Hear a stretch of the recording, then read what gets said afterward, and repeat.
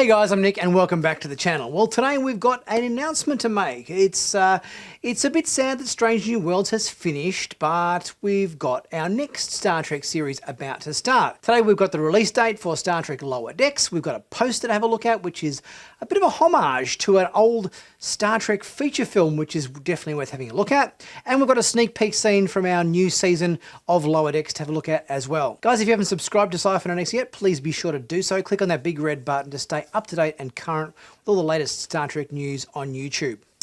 So for starters, let's get into the release date for Lower Decks. Well, it has been announced that Lower Decks is starting for us back on TV on August 25th. So we only have a little bit more than a month to wait before that hits our TV screens, which is good news. And along with the release date of our new season of Lower Decks, we've got a poster to have a look at. So let's have a look at this poster, which showcases our Lower Decks cast and everything, with a poster that's very reminiscent of Star Trek 3 Search for Spock. Mike McMahon and the Lower Decks team has always come up with sort of posters that in some ways has reflected a bit of a homage to a previous Star Trek feature film poster. The first poster was very reminiscent of Star Trek the Motion Picture. Season 2's poster was kind of a bit reminiscent of Wrath of Khan. And of course, Season 3 is now reminiscent of Search for Spock. But rather than Spock being our main kind of head there in the background of the poster, is Rutherford. I'm guessing this is sort of, maybe wrapped up in the mystery that is Rutherford's backstory. Because in the last season, there's some bit of missing time or missing memories from Rutherford in terms of why he has his whole implant and so forth going on. So we're probably going to get to find out in Season 3 what the whole implant, who did the implant, what the reason for it was, and what's going on with that. In our poster, we also see what appears to be either a Klingon or a Romulan ship of some kind firing on the Cerritos. It's kind of hard to tell because it's a new design that I haven't seen before.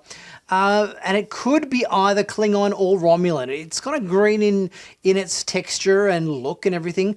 So it could be a kind of a variant on the Klingon bird of prey, or it could be a variant on sort of a Romulan, ship as well, because we know the Romulans and the Klingons both like to kind of, utilize similar colour palettes in their ship design, so it could be one or the other. Okay, next we've got the sneak peek scene to have a look at, which shows Boimler and Mariner on the what appears to be originally thought to be a wine vineyard a la Chateau Picard kind of environment, but it appears the Boimler family is making raisins or sultanas or something to that effect rather than wine. So we've got Boimler doing a bit of, domestic duties on the family farm crop of, raisins or sultanas, I guess. Let's take a look at that.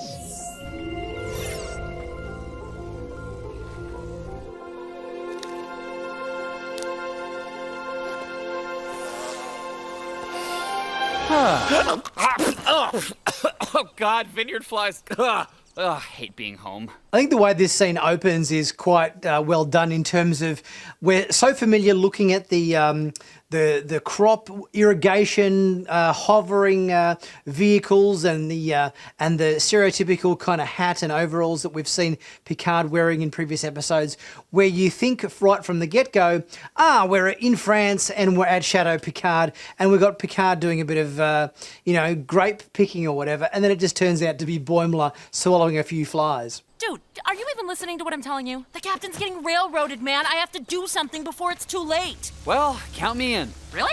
Usually it takes way more convincing.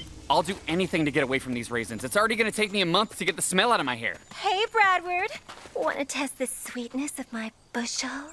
Fine, Genevieve. Just give it 43 more sun hours at 21 degrees Brix. Oh, okay.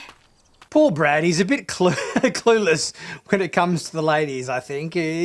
Obviously, there's a few vineyard raisin pickers here which, want his attention. When you said your family had vineyards, I just assumed it was for wine. Oh, I wish. No, we Boimlers dry grapes. Just dry 'em and dry 'em and dry 'em till they're all shriveled and hopeless and stuck on Earth forever. Bradward, all these varietals are so confusing. Take me to the privacy of the pickery shed and explain them to me. Come on, Mandolina. Red goes in the red bucket, white in the white. You know that.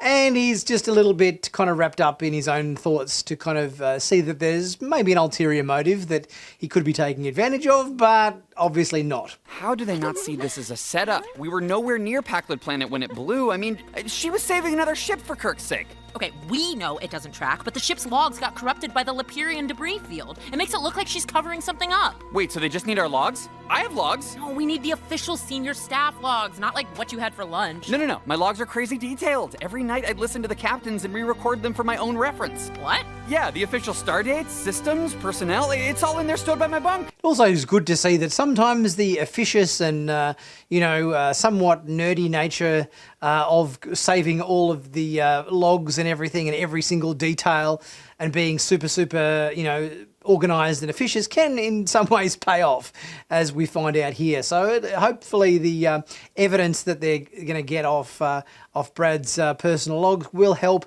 exonerate Captain Freeman from her predicament that got her in trouble at the end of the previous season. Oh my god, Boimler, wait, that is so nerdy and so clutch right now.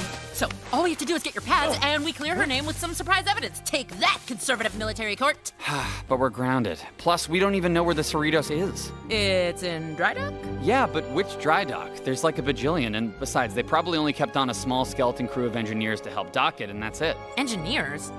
Rutherford! I'm looking forward to season 3 of Lower Decks. I think the first 2 seasons were very enjoyable and some good classic Star Trek stuff in them as well. So I'm looking forward to seeing that. And I bet we're going to be getting some cameos and a few guest appearances and stuff by your legacy characters as well, as Mike McMahon has often hinted at. So it'll be good to look out for them.